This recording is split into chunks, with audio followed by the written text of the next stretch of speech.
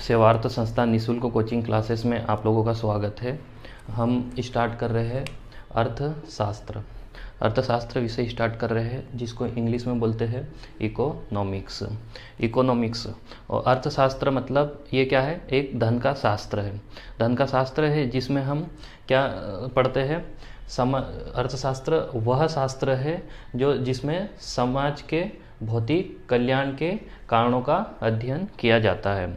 एक ऐसा विषय है अर्थशास्त्र जिसमें समाज के भौतिक कल्याण के कारणों का अध्ययन किया जाता है। मतलब फिजिकली रूप से समाज पिछड़ा क्यों है या फिर कोई देश पिछड़ा क्यों है, इस पे रिसर्च किया जाता है। इसमें पॉइंट ढूंढे जाते हैं कि कौन कौन से पॉइंट के तहत हम पिछड़ रहे हैं, उसको उसके ऊपर इम्प्लीमेंट करके उसको ठीक करके हम समाज को या फिर देश को उसका विकास करवा सके, उसकी ग्रोथ या फिर उसकी जीडीपी बढ़वा सके।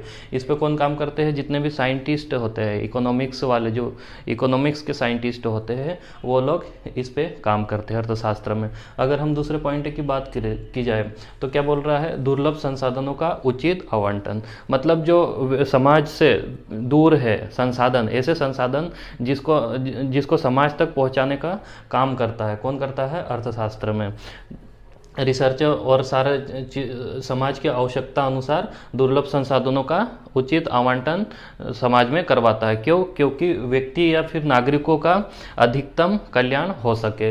अगर उसके बाद दूसरा पॉइंट देखते हैं, ये क्या है? एक सामाजिक विज्ञान भी है। सामाजिक विज्ञान में क्या होता है? समाज के बारे में सारे रिसर्च चलता है। तो इसी तरह देखा जाए तो सामाजिक विज्ञान को हम इस टाइप से डिस्क्राइब करेंगे कि ये एक सामाजिक विज्ञान है जो स्थिरता और विकास को प्राप्त करने के लिए संसाधनों का उचित आवंटन करवाता है। अर्थशास्त्र क्या करवाता है कि जो समाज है, समाज में विकास के लिए और उसमें एक विकास के बाद एक स्थिरता आ जाए, इसके लिए कार्य करता है। तो अगर अपन एक संक्षिप्त रूप में देखा जाए कि अर्थशास्त्र क्या है, अर्थशास्त्र एक ऐसा विषय है जो समाज में भौतिक कल्याण के कारणों के बारे में अध्ययन किया जाता है तथा जो समाज है उसको मुख्य धारा में लाने के लिए जितने भी सारे रिसर्च हो, जितने भी सारे उनके जो कमियां हैं कि समाज मुख्य धारा में क्यों नहीं आ रहा है, तो उसके लिए सारा वैज्ञानिक दृष्टिकोण से उस पर रिसर्च होता है और उसके बाद में उसको इम्प्लीमेंट करके उनको आगे लाने की कोशिश करते हैं। तो ये क्या है? एक वैज्ञानिक प्रबंधन है अर्थशास्त्र। ठीक है, हम अर्थशास्त्र के बारे में उसकी डेफिनेशन देख ली है। अर्थशास्त्र और अर्थ और शास्त्र के बारे में हम डिस्क्राइब करके देख लिया है।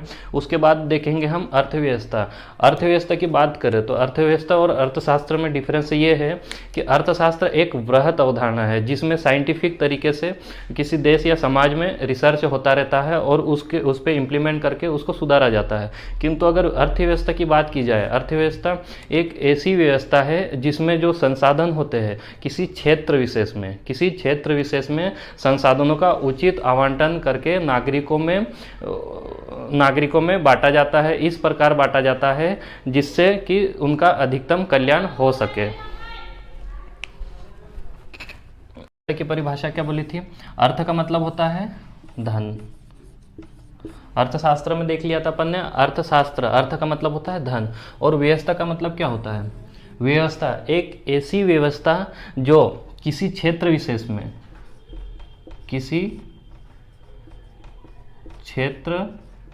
विशेष में हमने अर्थशास्त्र में क्या देखा था कि अर्थशास्त्र कैसी है? अर्थशास्त्र वृहत अवधारणा है। और अर्थव्यवस्था की बात करें तो अर्थव्यवस्था की बात क्या कर रहे हैं हम? किसी क्षेत्र विशेष में संसाधनों का आवंटन क्या है? संसाधनों का आवंटन इस प्रकार नागरिकों में किया जाए, किसी क्षेत्र विशेष में संसाधनों का आवंटन इस प्रकार नागरिकों में किया जाए कि उनका अधिकतम कल्याण हो सके। हमने अर्थव्यवस्था की परिभाषा क्या देखी? अर्थव्यवस्था की परिभाषा, अर्थ का मतलब होता है धन और व्यवस्था का मतलब ऐसी व्यवस्था जो किसी क्षेत्र विशेष में, हम अर्थव्यवस्था की बात कर रहे हैं, अर्थव्यवस्था किसी क्षेत्र विशेष की बात करती है, ना कि पूरे समाज या फिर ना ही किसी पूरे देश की बात करती है। ये किसकी बात कर रही है? किसी क्षेत्र विशेष में संसाधनों का उचित आवंटन इस प्रकार किया जाए नागरिकों में कि उनका अधिकतम कल्याण हो सके। तो हमने ये अर्थव्यवस्था की परिभाषा देख ली। अगर हम अर्थव्यवस्था के आगे किसी देश का नाम जोड़ देते हैं तो वो क्या हो जाती है, उस देश की अर्थव्यवस्था। अगर हम यहाँ पे जोड़ दिए भारतीय अर्थव्यवस्था, तो यहाँ किसकी बात कर रहे हैं हम, भारतीय अर्थव्यवस्था की बात करेंगे। और बेसिकली हम उसकी डेफिनेशन देखें तो डेफिनेशन ये देख ली, उसके बाद में अगर हम उसके अर्थव्यवस्था के सामने अगर किसी देश का नाम जोड़ देते हैं तो क्या हो जाता है, उस देश की अर्थव्यवस्था। तो हमने किसका जोड़ दिया, भारतीय अर्थव्यवस्था। तो हम अब देखेंगे भारतीय अर्थव्यवस्था के बारे में, आगे हम वृहद रूप में देखेंगे। उसके बाद में जितने भी हमारा जो सिलेबस है उसमें भारतीय अर्थव्यवस्था की बात की गई है। सिलेबस में भारतीय अर्थव्यवस्था को ही पूछा गया है, ना कि अदर कंट्रीज़ की अर्थव्यवस्था की। इससे हम आगे देखते हैं क्या, अर्थशास्त्र और अर्थव्यवस्था में डिफरेंस या अंतर।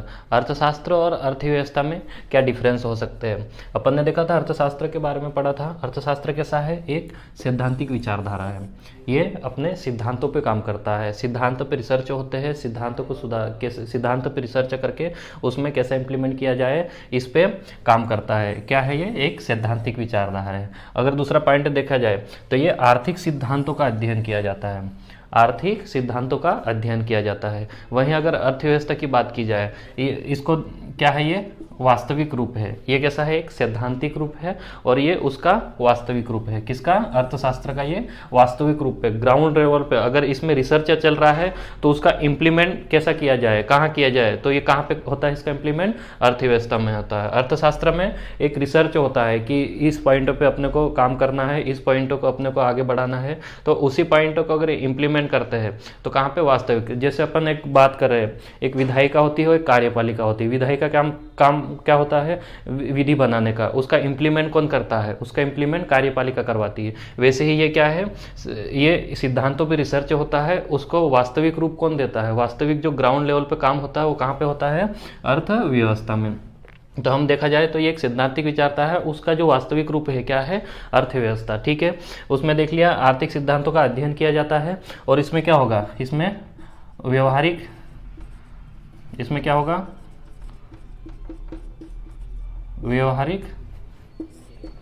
इसमें व्यवहारिक रूप में काम किया जाता है। जैसे मैंने बताया था अर्थव्यवस्था की परिभाषा कि जो किसी क्षेत्र विशेष में संसाधनों का आवंटन नागरिकों में इस प्रकार किया जाए कि उसका अधिकतम कल्याण हो सके। तो ये हमने डिफरेंस देख लिया अर्थशास्त्र और अर्थव्यवस्था में। हम देखेंगे अभी जो अर्थव्यवस्था, किसी भी अर्थव्यवस्था में उत्पादन के 4 प्रमुख संसाधन होते हैं। कौन से 4 प्रमुख संसाधन होते हैं, कौन कौन से। सबसे पहले देखा जाए भूमि लैंड, मतलब भूमि अगर होगी तो उसका हमें क्या मिल जाएगा, भूमि का क्या मिल जाएगा, आपको किराया मिल जाएगा या फिर उसका लगान मिल जाएगा। ठीक है, अगर भूमि होगी तो उससे क्या भूमि से क्या मिल जाएगा, किराया या फिर लगान। और अगर उसके बाद में देखा जाए श्रम से क्या मिल जाएगा हमको, श्रम से हमको मजदूरी मिल जाएगी। ठीक है, श्रम से मजदूरी मिल जाएगा। और कोई भी एक इंडस्ट्री लगाता है या फिर कंपनीज लगाता है तो उसको क्या आवश्यकता होती है, भूमि। और वो भूमि अधिग्रहण करता है, उसके बाद में जिसके जो लैंड जिसका होता है उसको क्या प्रोवाइड करवाता है, उसको किराया मिल जाता है। वहीं पे जो अगर ये इंडस्ट्री लगा रहा है तो उसको किसकी ज़रूरत पड़ती है, श्रम की ज़रूरत पड़ती है। वहाँ से उसको श्रम मिल जाता है, मजदूर मिल जाता है। तो उसके बाद एवज में मजदूरों को क्या मिल जाता है, मजदूरी मिल जाती है। अगर ये श्रम और भूमि उसके पास में है तो उसको क्या चाहिए, पूंजी।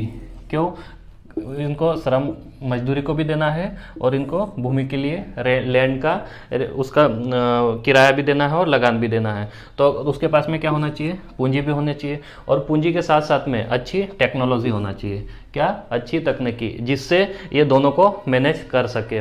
उसके बाद में उसके पास में क्या होना चाहिए, उद्यमशीलता होनी चाहिए। उद्यमशीलता मतलब उसके पास में लाभ लेने के लिए भी वो रेडी होना चाहिए और जोखिम लेने के लिए भी रेडी होना चाहिए। तो अगर आपको किसी भी अर्थव्यवस्था में उत्पादन करना है तो उसको हम 4 पॉइंट में देख सकते हैं। कौन सा, एक तो भूमि लैंड होना चाहिए। उसके बाद में आपके पास में श्रम से क्या है, मजदूरी। उसके बाद में आपके पास में पूंजी होना चाहिए, पूंजी के साथ में तकनीकी अच्छी होना चाहिए, टेक्नोलॉजी अच्छी होना चाहिए। और आपके पास में उद्यमशीलता मतलब लाभ या जोखिम लेने की शक्ति होना चाहिए। तो ये 4 प्रमुख संसाधन है। अगर हम देखा जाए जो किसी भी देश या किसी भी क्षेत्र विशेष में अगर उनकी जो मेन समस्या होती है कि समस्या क्या होती है, उत्पादन ना होने का कारण केंद्रीय समस्या क्या होती है, या फिर किसी देश का विकास ना होने का कारण उसका मेन केंद्रीय समस्या क्या होती है, एक या तो उसके पास संसाधन का अभाव होता है, उसके पास संसाधन होगा ही नहीं तो वो उसका उत्पादन कहाँ से करेगा, या फिर उसका दोहन कैसे करेगा, मतलब कर ही नहीं सकता, या फिर उसके आगे बात करते हैं दूसरा पॉइंट, या फिर उसके पास में संसाधन है किंतु उसका दोहन और आवंटन वो सही तरीके से कर ही नहीं पा रहा है। तो ये मेन केंद्रीय समस्या है किसकी, उत्पादन की। हम आगे देखते हैं कि अर्थव्यवस्था के प्रकार, अर्थव्यवस्था को हम इतने प्रकार में बांटा है। अगर हम देखें अंतर संबंधों के आधार पर, मतलब इंटर रिलेशनशिप के आधार पर, अंतर संबंधों के आधार पर देखा जाए तो इसमें कौन कौन सी अर्थव्यवस्था है, एक खुली अर्थव्यवस्था है और एक बंद अर्थव्यवस्था। खुली अर्थव्यवस्था मतलब ओपन इकोनॉमी और एक क्लोज्ड इकोनॉमी। हम दोनों को डिफरेंस देखते हैं। खुली अर्थव्यवस्था का मतलब होता है कि कोई भी देश वस्तु और सेवाओं का आयात और निर्यात पूर्णतः क्या होता है, स्वतंत्र होता है। मतलब कोई भी आके यहाँ पे इन्वेस्ट कर सकता है और एक्सपोर्ट कर सकता है और इंपोर्ट कर सकता है। ये कैसी अर्थव्यवस्था है, खुली अर्थव्यवस्था, एक लिबरल इकोनॉमी है ये, मतलब उदारवादी नीतियों का क्रियान्वयन होता है। यहाँ पे कोई भी यहाँ पे व्यापार कर सकता है और बाहर यहाँ से बाहर व्यापार कर सकता है और अंदर व्यापार कर सकता है, कोई भी आ जा सकता है। तो उस अर्थव्यवस्था को कैसी अर्थव्यवस्था बोला जाता है, खुली अर्थव्यवस्था। और ये एक लिबरल अर्थव्यवस्था होती है और एक कल्याणकारी अर्थव्यवस्था होती है। अगर हम इसकी बात करें, क्लोज्ड इकोनॉमी की बात करें, बंद अर्थव्यवस्था कैसी है, जिसमें वस्तु और सेवाओं, गुड्स एंड सर्विस, वस्तु और सेवाओं का आयात एवं निर्यात पूर्णतः प्रतिबंध होता है।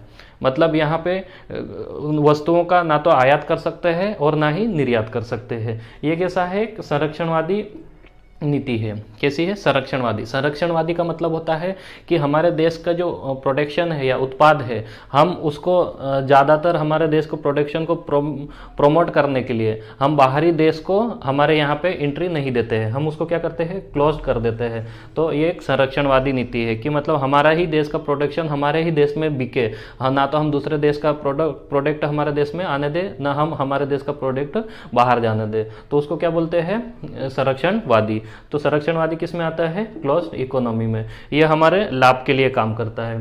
अर्थव्यवस्था को अंतर संबंधों के आधार पर पहला प्रकार देख लिया था। दूसरा प्रकार देख रहे हैं अपन संसाधनों के स्वामित्व के आधार पर, मतलब संसाधन का जो स्वामित्व है वो कौन है और उसका दायित्व क्या है वो देखेंगे। अगर हम उसके आधार पर इसको बांटे जाए तो कौन से हमने 3 पॉइंट में बांटा है, कौन सा, समाजवादी अर्थव्यवस्था, पूंजीवादी अर्थव्यवस्था और मिश्रित अर्थव्यवस्था। ये तीन पॉइंट में हमने स्वामित्व के आधार पर बांट लिया है। समाजवादी अर्थव्यवस्था में क्या होता है कि जो कीमतों का निर्धारण होता है कौन करता है, जो केंद्रीय संस्था होती है वो करती है। क्यों, क्योंकि समाज के जो कल्याण का काम कौन करवाती है, गवर्नमेंट करवाती है। सरकार अपने नागरिकों के हितों के लिए जो पंक्ति में खड़े अंतिम व्यक्ति तक का विकास हो उसको भी मुख्य धारा में लाने के लिए जन कल्याणकारी कार्यक्रम कौन करवाता है, सरकार करवाती है। तो समाजवादी विचारधारा कैसी है, जिसमें समाज के अंतिम पंक्ति में खड़े व्यक्ति को भी मुख्य धारा में लाना और जो देश का विकास में उसको सहयोग करवाना। ठीक है, तो इसके लिए समाजवादी विचारधारा कैसी है, जिसमें कीमतों का जो निर्धारण होता है कि इसका प्रोडक्शन, ये प्रोडक्ट है उसका कीमत का निर्धारण क्या होगा, वो कौन डिसाइड करेगा, सरकार करती है। कौन, केंद्रीय संस्था द्वारा, जो सरकार द्वारा निर्धारित संस्थाएं होती है, कौन सी, केंद्रीय संस्था द्वारा करता है। और उसके बाद में देखा जाए तो इसका जो उत्पादन होता है, वस्तु और सेवाओं का उत्पादन कैसा होता है, पब्लिक के डिमांड के आधार पर होता है कि पब्लिक की डिमांड किस वस्तु की ज़्यादा है और किस वस्तु की नहीं है, उसके आधार पर कौन करवाता है, सरकार करवाती है। नागरिकों की आवश्यकता अनुसार उत्पादन करवाती है। अगर देखा जाए इसका उद्देश्य क्या होता है, जन कल्याण। क्या करना होता है, उद्देश्य जन कल्याण। क्यों, क्योंकि नागरिकों का अधिक से अधिक भला हो और कोई भी नागरिक बेरोजगार, गरीब, भूखमरी इस अवस्था से ना गुजरे, वो भी मुख्य धारा में पिछड़ा हो, वो भी मुख्य धारा में जुड़ जाए। इसलिए समाजवादी विचारधारा कैसी है, जो संपूर्ण समाज के विकास की बात करती है। वहीं अगर देखा जाए आगे पूंजीवादी विचारधारा कैसी है, ये कैपिटलिस्ट है, मतलब जिसमें पूरा बाजार का नियंत्रण होता है। जैसे फर्स्ट पॉइंट देखिए, कीमतों का निर्धारण। इसमें कीमतों का निर्धारण कौन कर रहा था? केंद्रीय संस्था कर रही थी। इसमें कीमतों का निर्धारण कौन करेगा? कीमतों का निर्धारण बाजार करेगा। मतलब बाजार ही डिसाइड करेगा कि इसका भाव क्या होना चाहिए, इसका भाव कैसा होना चाहिए। भले उसमें पब्लिक, वहाँ का नागरिक खरीद पाए या ना खरीद पाए, पर उनका क्या है, उनका स्वार्थ क्या होता है? उनका लाभ कमाना। अगर देखा जाए जो आर्थिक क्रियाएं होती है, आर्थिक क्रियाएं का जो नियंत्रण होता है अर्थव्यवस्था, इसमें पूंजीवादी में आर्थिक क्रियाएं जितनी भी होती है उस पर किसका नियंत्रण होता है? उसमें निजी क्षेत्र का नियंत्रण होता है। अगर उत्पादन की बात की जाए, जो डिमांड और सप्लाई किस टाइप से होना चाहिए, तो वो किस टाइप से? बाजार के मांग के अनुसार। मतलब बाजार में कौन सी चीज़ों की डिमांड है, तो उसका निर्धारण कौन करेगा? निजी क्षेत्र। किसमें? पूंजीवादी अर्थव्यवस्था में। और इसका उद्देश्य क्या होता है? निजी लाभ कमाना। उद्देश्य इसका एक ही होता है, निजी लाभ कमाना। और अगर देखा जाए तो हम मिश्रित अर्थव्यवस्था, मिश्रित अर्थव्यवस्था ऐसी अर्थव्यवस्था है जो आधा समाजवादी और आधा पूंजीवादी, दोनों का मिश्रित स्वरूप है। अगर मिश्रित अर्थव्यवस्था की बात की जाए तो इसमें सरकार की जो भूमिका होती है वो कैसी होती है? सीमित होती है। सरकार की भूमिका सीमित होती है, जिसमें बाजार को भी होती है, जिसमें बाजार को भी एंट्री देते हैं और सरकार भी अपनी एंट्री रखती है। क्यों? क्योंकि बाजार को, अगर पूर्णतः बाजार को इसमें एंट्री दे दी जाए तो बाजार क्या है? मोनोपोली करेगा। उसके आधार पर वो, अपन ने देखा था पूंजीवादी में कि जो जितनी भी जो आर्थिक संसाधन है उस पर वो अपना नियंत्रण कर लेगा और उसके लाभ के लिए, उसके हित के लिए काम करेगा। किंतु सरकार का उद्देश्य क्या होता है कि जन कल्याणकारी कार्यक्रम के साथ साथ में हम कैपिटलिस्ट भी हो जाए, मतलब हम पूंजीवादी भी हो जाए और हम समाजवादी भी हो जाए, दोनों को एक बैलेंस करके चले। तो इसलिए हमने जो मिश्रित अर्थव्यवस्था में देख रहे हैं कि सरकार की जो भूमिका होती है सीमित होती है, उसमें मार्केट को भी अंदर आने की अनुमति मिल जाती है, जिससे दोनों के साथ साथ में सबका साथ सबका विकास की वाली भावनाएं हो जाती है। इसी के आधार पर देखा जाए हम पीपीपी मॉडल, जिसमें पब्लिक प्राइवेट पार्टनरशिप, जिसमें सरकार और नागरिकों की सहभागिता से देश का विकास में सहयोग होता है। उसी के आधार पर अगर दूसरा पॉइंट देखा जाए, निजी क्षेत्र को वस्तु एवं सेवाओं के उत्पादन की स्वतंत्रता होती है। इसमें जो निजी सेक्टर है वो अपने हिसाब से प्रोडक्शन कर सकता है, किससे? गुड्स एंड सर्विस का, वस्तु और सेवाओं का प्रोडक्शन कर सकता है, किंतु ज़्यादा मात्रा में नहीं। सरकार क्या है? इसमें रेगुलेटरी बॉडी होती है जो इस पे नियंत्रण करती है कि अगर कोई चीज़ अनावश्यक रूप से बाजार में निजी कंपनी ला रही है या फिर उसका स्टॉक कर रही है, तो सरकार क्या करती है? उस पर नियंत्रण करती है और अपने रेगुलेटरी बॉडी के तहत उस पर नियंत्रण करती है। तो इसमें दोनों की सहभागिता होती है, सरकार की भी और निजी कंपनीज की भी। तो अगर उसके बाद दूसरा पॉइंट देखा जाए तो इसमें क्या होता है? सामाजिक आर्थिक क्रियाओं के साथ बाजार प्रतिस्पर्धा को भी बढ़ाना, बाजार की जो प्रतिस्पर्धा है उसको भी प्रोत्साहित करना। क्यों? क्योंकि अगर हम सिर्फ सिंगल, अगर सरकार इस पे काम करती है तो सरकार का जो रेवेन्यू है इतना ज़्यादा नहीं होता है कि वो सारे जन कल्याण कार्यक्रमों को आयोजित करवा सके। तो इसमें क्या होता है कि जो कंपनियां जो होती है, प्राइवेट कंपनियां होती है, उनको भी सरकार प्रोत्साहित करती है और देश के विकास में सहयोग उनसे भी करवाती है। तो हमने कितने टाइम का देख लिया? अर्थव्यवस्था के प्रकार में संसाधनों के स्वामित्व के आधार पर देख लिया हमने। कौन कौन सा? एक तो समाजवादी, एक पूंजीवादी और एक मिश्रित। ठीक। अर्थव्यवस्था के प्रकार को विकास के आधार पर देखने से पहले हम उसको क्षेत्र के आधार पर देख लेते हैं। क्षेत्र के आधार पर हमने 3 क्षेत्र में बांटा है अर्थव्यवस्था को, प्राथमिक सेक्टर, द्वितीयक सेक्टर और तृतीयक सेक्टर। प्राथमिक सेक्टर की बात करें, जो प्राकृतिक संसाधन है वो अपने ही स्वरूप में है, उसको हम उसका मैन्युफैक्चरिंग नहीं किया। हम जितने भी जो इंडस्ट्रियाज है, कंपनीज है, उसके लिए जो रॉ मटेरियल मिलता है, जैसे जंगलों से हो गया या फिर कहीं से भी जो प्राकृतिक संसाधन है जिसका हम उत्खनन तो किया है पर उसको अपना स्वरूप नहीं दिया है, तब तक कैसा है? वो प्राथमिक सेक्टर है। जैसे हम प्राथमिक सेक्टर की बात करें तो क्या है? प्राकृतिक संसाधनों की सहायता से उत्पादन। इसमें किसी भी मशीनरी या तकनीकी का उपयोग ना करते हुए कि नेचुरल रिसोर्स को हम नेचर रूप से उसका उत्पादन करते हैं, तो वो किस रूप में आ जाता है? वो प्राथमिक क्षेत्र में। अगर दूसरा पॉइंट देखें, यह कच्चे माल की आपूर्ति का स्रोत है। मतलब जितनी भी कंपनियां है, इंडस्ट्रियाज है, उसमें जो रॉ मटेरियल लगता है, मान लो आप किसी खेती को या फिर कच्चे माल की आपूर्ति का स्रोत है। मतलब एक कृषि कौन से सेक्टर की है? प्राथमिक सेक्टर की। क्यों? कृषि से अपन जितना भी उत्पादन निकालते हैं, रॉ मटेरियल निकालते हैं, हम कृषि से डायरेक्ट अगर हम किसी खेत से अगर गेहूं निकालते हैं तो सीधे गेहूं नहीं खाते, हम उसको क्या करते हैं, उसको गेहूं को पिसा के उसके बाद आटा को फिर पका के खाते हैं। तो ये कैसा है? एक प्राकृतिक संसाधन, नेचुरल रिसोर्सेज है। मतलब जो प्राथमिक स्तर पर जिसका हम मैन्युफैक्चरिंग नहीं किया गया। या मान लो आप किसी जंगल से एक लकड़ी काटते हो, लकड़ी को वैसे की वैसे ही आप कुछ उसको साफ सफाई ना करो और ना ही उस पर उसका मैन्युफैक्चरिंग करो और उसको सीधा आप मार्केट में बेचो। ये क्या है? प्राथमिक रिसोर्स है। और अगर हम उसी के आधार पर बात करते हैं द्वितीयक क्षेत्र की, द्वितीयक क्षेत्र में जो प्राथमिक क्षेत्र के उत्पादन है उसको लाके यहाँ पे मैन्युफैक्चरिंग किया जाता है। और प्राथमिक सेक्टर में जितने भी हम पहले क्या नेचुरली रूप से उसका रिसोर्स को निकाला जाता था, किंतु यहाँ पे क्या है? तकनीकों का प्रयोग करते हैं, मशीनरियों का प्रयोग करते हैं और अच्छे अच्छे तकनीकें और स्किल वाले लेबर का उपयोग करके प्राथमिक स्रोत को निकाल के उसका मैन्युफैक्चरिंग किया जाता है। यहाँ पे अगर मैंने बताया था कि किसी जंगल से लकड़ी काट के आप उसका लकड़ी काट के उसको मैन्युफैक्चरिंग करके उसको टेबल या कुर्सी बनाकर आप उसको ज़्यादा कीमत में बेच दो, तो यहाँ क्या होता है? इसमें मूल्यवर्धन बढ़ाता है। द्वितीयक सेक्टर क्या काम करता है? मूल्यवर्धन बढ़ाता है। अगर आप किसी लकड़ी को वैसे की वैसे बेच दो तो वो आपको जितना मूल्य नहीं देगा जितना ये द्वितीयक सेक्टर में आके इसका भाव बढ़ जाता है। इसके बात करें हम, प्राथमिक क्षेत्र से प्राप्त कच्चे माल को मशीनों की सहायता से उत्पादन किया जाता है। प्राथमिक सेक्टर में क्या बात की थी कि मतलब नेचुरल रिसोर्स से इसका उत्पादन किया जाता है, किंतु जो द्वितीयक क्षेत्र है इसमें मशीनरी वगैरह इसका यूज़ करते हैं। अगर प्राथमिक सेक्टर की बात करते हैं हम, उसमें हमने बात करी थी कृषि की। कृषि क्या है? कृषि अभी जो वर्तमान में कृषि का स्रोत क्या है? थोड़ा थोड़ा कम होता जा रहा है। पहले क्या था? हमारे कृषि जीडीपी में ये अर्थव्यवस्था की मुख्य रीढ़ की हड्डी मानी जाती थी, किंतु जब ब्रिटिशर्स हमारे यहाँ पे हम ब्रिटिशर्स के उपनिवेशक थे तो उस टाइम पे उन्होंने क्या करा कि जो जितने भी उनकी इंडस्ट्रियाँ थी वहाँ पर हमारे यहाँ की कृषि का जो कच्चा माल था वो यहाँ से उत्पादित करते थे और उनकी कंपनियों में प्रोवाइड करवाते और वहीं से वापस चीज़ें बना के हमारे यहाँ पे मार्केट में बेचते थे। तो उन्होंने हमारे कृषि का शोषण किया और शोषण करते करते हम जब देश आज़ाद हुआ और देश की जो सत्ता है बागडोर हमारे हाथों में आई, तो उस टाइम पे हमारे पास में खाद्यान्न का अभाव होने के कारण यहाँ पर खाद्यान्न का संकट उत्पन्न हो गया।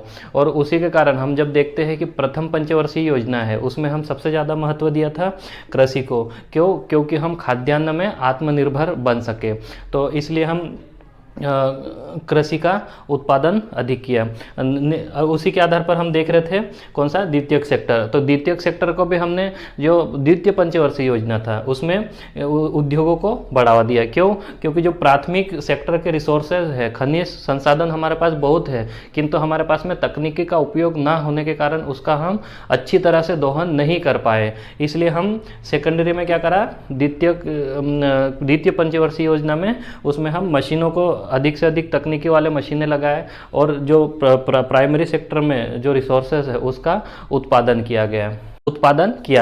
उसी के आधार पर हमने जो प्राथमिक सेक्टर की जो भी जितनी भी वस्तुएं हैं उसका क्या करवाता है? ये मूल्यवर्धन बढ़ाता है। क्यों? क्योंकि जो नेचुरल रिसोर्स है उसको हम वैसे की वैसे ही मार्केट में पहुंचा दे तो उतना फ़ायदा नहीं पहुंचेगा जितना हम सेकेंडरी मशीनों द्वारा उसको मैन्युफैक्चरिंग करके अच्छे से उसको फिनिशिंग करके बेचें। उसके बाद बात करते हैं ये क्या है? विनिर्माण का क्षेत्र है। द्वितीय क्षेत्र क्या है? विनिर्माण का क्षेत्र।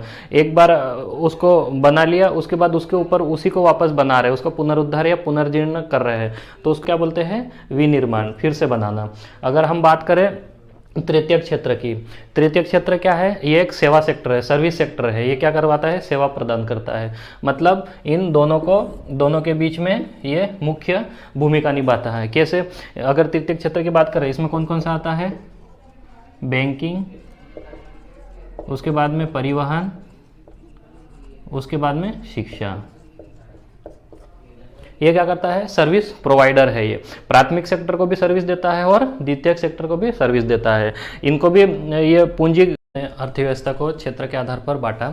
उसके बाद देखेंगे हम विकास की अवस्था के आधार पर, मतलब अर्थव्यवस्था के विकास के अवस्था के आधार पर इसको भी हम 3 भागों में विभाजित करते हैं, जैसे अल्प विकसित, विकासशील और विकसित। अल्प विकसित वह क्षेत्र है जिसमें प्राकृतिक संसाधन बहुत अधिक मात्रा में है, किंतु उनके पास में ना तो अच्छी टेक्नोलॉजी है और ना ही अच्छी मशीनें हैं और ना ही अच्छे स्किल वाले लेबर है जिससे वो उसका दोहन कर सके और उसका उचित आवंटन कर सके। तो अल्पविकसित जो राष्ट्र होते हैं, अल्पविकसित कैसे होते हैं? पिछड़े होते हैं, जहाँ पे संसाधन होते हैं मगर किंतु उसका दोहन कर पाना उनके लिए मुश्किल होता है। अगर उसमें फर्स्ट पॉइंट देखा जाए तो क्या है? संसाधनों का दोहन प्रारंभिक अवस्था में। हमने इससे पहले देखा था प्राथमिक, द्वितीयक और तृतीयक सेक्टर। प्राथमिक सेक्टर में हमने बात करी थी कि संसाधन जो रॉ मटेरियल है वो कहाँ पे मिलता है हमको? प्राइमरी सेक्टर में। तो इनके पास इसने क्या बोला कि संसाधन का दोहन प्रारंभिक अवस्था में है, मतलब वहाँ पे संसाधन है किंतु अभी उसका उत्खनन खनन प्रारंभिक अवस्था में चल रहा है, अभी पूरी तरह से उसका दोहन नहीं कर पा रहे हैं। क्यों? क्योंकि अच्छी तकनीकी का अभाव है इनके पास में और अच्छे श्रम, अच्छे लेबर का अभाव है। उसके बाद में देखा जाए सेकंड पॉइंट कि अर्थव्यवस्था में प्राथमिक क्षेत्र का योगदान क्या है? अर्थव्यवस्था में प्राथमिक क्षेत्र का योगदान मतलब जो प्राइमरी सेक्टर है, जो रॉ मटेरियल है, यहाँ पे कैसा है? सबसे ज़्यादा मात्रा में है। क्यों? क्योंकि यहाँ पे हमने यही बात करी है कि इनके पास में ये अच्छे से टेक्नोलॉजी और अच्छी व्यवस्था ना होने के कारण ये अभी उसका दोहन कंटिन्यू चल रहा है। यहाँ पे कैसा है? विकास कैसा है? धीरे धीरे चल रहा है, रेंगते हुए चल रहा है। उसके बाद बात करें तकनीकी दृष्टि से पिछड़े, जो अच्छी टेक्नोलॉजी है वो इन लोगों के पास नहीं है, इसके कारण कैसे है? यह अल्पविकसित है। यहाँ पे जो जनसंख्या कैसी होगी? गरीबी एवं बेरोजगारी उच्च मात्रा में होगी। क्यों? क्योंकि इनके पास संसाधनों का जो आवंटन है वो उसका दोहन नहीं कर पा रहे हैं, इसलिए आवंटन ठीक से नहीं कर पा रहे। तो यहाँ की गरीबी और बेरोजगारी उच्च मात्रा में होगी। क्यों? क्योंकि लोगों के पास में संसाधन पहुँच ही नहीं पा रहा है और उनका आवंटन ठीक से हो नहीं पा रहा है। हमने अर्थव्यवस्था की बात करी, अगर अर्थव्यवस्था की डिफिनेशन देखा था कि जो किसी क्षेत्र विशेष में संसाधनों का आवंटन उचित तरीके से नागरिकों में इस प्रकार किया जाए कि उनका अधिक से अधिक कल्याण हो सके। अगर उसके बाद में बात करते हैं हम विकासशील की बात करें तो इसमें फर्स्ट पॉइंट क्या है? प्रारंभ अवस्था में किंतु अनेकों संभावनाएं विद्यमान हैं। यहाँ पे क्या है? जो संसाधन है उसका दोहन हो रहा है किंतु अभी भी उसमें बहुत संभावनाएं हैं। हमने दोहन तो कर लिया है किंतु अभी और संभावनाएं हैं और अच्छे से उसका दोहन कर सकते हैं और उसका उचित आवंटन कर सकते हैं। और अगर देखा जाए सेकंड पॉइंट कि प्रति व्यक्ति आय अंतर्राष्ट्रीय मानकों से कम है, मतलब इनके पास इनकम तो है किंतु जो हम इंटरनेशनल पैमाना अगर रख रखा है कि अगर इस पैमाने के अंदर किसी के पास में आय है या फिर संसाधन है या फिर उसके पास में पूंजी है तो वो कैसा है? एक सामान्य नागरिक है, वो अर्थव्यवस्था में सामान्य नागरिक की तरह भूमिका निभा रहा है। किंतु जो विकासशील राष्ट्र है उसके पास में क्या है? अंतर्राष्ट्रीय मानकों को छू नहीं पा रहा है, अंतर्राष्ट्रीय मानकों जो पैमाना है वहाँ तक वो पहुँच नहीं पा रहा है। उससे कैसी आय होती है? कम आय होती है। अगर अंतर्राष्ट्रीय मानकों के पैमाने को अगर छूना है तो इसकी आय को बढ़ाना होगा। तो जो विकासशील राष्ट्र में कैसा है? अंतर्राष्ट्रीय प्रति व्यक्ति पर कैपिटा इनकम कैसी है? इंटरनेशनल मानकों से कम है। अगर उसके बाद में बात करें आधुनिक तकनीकों का अभाव, इसमें मशीनें वगैरह सब कुछ है, थोड़ा थोड़ा टेक्नोलॉजी का यूज़ कर रहे हैं, मतलब ये थोड़ी सी डेवलप है, विकासशील है। मतलब इसकी जो अर्थव्यवस्था है कैसे है? रेंगते हुए ना चल के कैसे चलती है? दौड़ते हुए थोड़ी सी स्पीड बढ़ा लेती है, तो उसको हम क्या बोलते हैं? विकासशील अर्थव्यवस्था। अगर विकासशील की बात करें तो हमारे जो अर्थव्यवस्था है, भारतीय अर्थव्यवस्था कैसी है? भारतीय अर्थव्यवस्था विकासशील अर्थव्यवस्था है। क्यों? क्योंकि हमारे यहाँ पे जो संसाधन है उसको हम उचित तरीके से उसका दोहन कर रहे हैं और अभी भी कंटिन्यू चल रहा है। हमारे यहाँ पे विकास जो है, विकास कंटिन्यू चले आ रहा है और विकास हमेशा चलते ही रहेगा। क्यों? क्योंकि हमारी विकासशील अर्थव्यवस्था है। यहाँ पे जो संसाधन है हमारे पास में अच्छी टेक्नोलॉजी का अभी भी अभाव है, अच्छी तकनीकी हमारे पास ना होने के कारण जो नेचुरल रिसोर्सेस है उसका हम उचित तरीके से, अच्छे तरह से हम उसका दोहन नहीं कर पा रहे हैं और उसका आवंटन हम सही से नहीं कर पा रहे हैं। नागरिकों तक उसको हम आवंटन उसका नहीं कर पा रहे हैं। इसके लिए क्या है? हम अभी भी विकासशील है। और यहाँ का अगर आधारभूत संरचना देखा जाए, विकासशील राष्ट्र का आधारभूत संरचना कैसा है? गतिशील है, मतलब चलते आ रहा है। इंफ्रास्ट्रक्चर जो है वो कैसा है? अभी भी पूरी तरह से विकसित नहीं हुआ है। अगर हम बात करते हैं अर्थव्यवस्था की। विकसित अर्थव्यवस्था कैसी है? जो पूरी डेवलप्ड है, मतलब ये इसकी अर्थव्यवस्था चलते हुए ना तो रेंगते हुए, ये कैसी है? दौड़ते हुए इसकी अर्थव्यवस्था, मतलब स्पीड से दौड़ते हुए। यहाँ पे कैसा है? पूरी तरह से इसकी अर्थव्यवस्था डेवलप हो चुकी है। यहाँ का जो संसाधन है, संसाधन का अधिक से अधिक उसका दोहन कर चुके हैं और उसका आवंटन सभी में कर चुके हैं। उसके बाद में बात करें जो उच्च प्रति व्यक्ति है, जो पर कैपिटा इनकम है, वो कैसी है? अंतर्राष्ट्रीय मानक है उससे भी ज़्यादा है, मतलब ऑलरेडी वो डेवलप्ड हो चुके हैं, उनको किसी चीज़ की ज़रूरत नहीं है। उसके बाद में क्या उसकी बात करते हैं उच्चतम कोटि की आधारभूत संरचना। वहाँ का जो इंफ्रास्ट्रक्चर जो है वो कैसा है? डेवलप्ड है। वहाँ की सड़कें से लगाकर, वहाँ की इंडस्ट्रियाँ लगाकर, वहाँ का जो जितनी भी और जो नागरिकों के लिए जो सुविधाएं हैं वो कैसी है? अच्छे से डेवलप हो चुकी है। वहाँ पे कोई अभी ऐसा नहीं देखा जाएगा कि वहाँ पे किसी चीज़ की कमी हो, किसी इंफ्रास्ट्रक्चर के बनाने में अभी थोड़ा सा काम चल रहा है, ऐसा कुछ नहीं है। वहाँ पे कैसा है? पूरा डेवलप हो चुका है। और यहाँ पे तृतीयक सेक्टर में कौन आता है? बैंकिंग, शिक्षा, परिवहन, ये यहाँ पे क्या है? उच्च स्तर पर है, यहाँ पे डेवलप हो चुका है। और तृतीयक क्षेत्र की भूमिका सबसे ज़्यादा है। हमने देख लिया विकास की अवस्था के आधार पर, उसके बाद में अर्थव्यवस्था क्षेत्र के आधार पर देख लिया, उसके बाद में हम जो इंटर रिलेशनशिप के आधार पर देख लिया था। ये सारे आधार पर हमने अर्थव्यवस्था को देखा। उसके बाद हम आगे इसके बाद वाले नेक्स्ट वीडियो में इससे आगे कंटिन्यू करेंगे। इससे पहले आप अगर ये वीडियो आपको ठीक लगा, इसको लाइक करें, सब्सक्राइब करें और शेयर करें।